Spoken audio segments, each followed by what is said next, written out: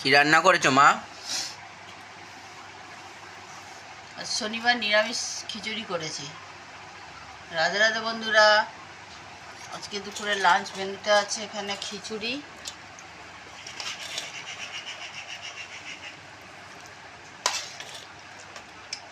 ফুলকপি দিয়ে আলু দিয়ে করেছি।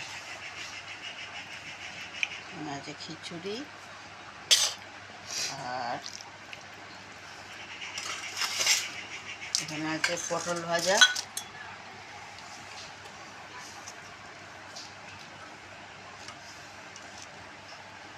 এখানে আছে বেগুন ভাজা। আচ্ছা, এইটাই ছিল দুপুরের লাঞ্চ মেনু বন্ধুরা। কেমন লাগলো জানিও বন্ধুরা। তোমরা কে কে খিচুড়ি খেতে ভালোবাসো কমেন্ট করে জানিও। নমস্কার বন্ধুরা।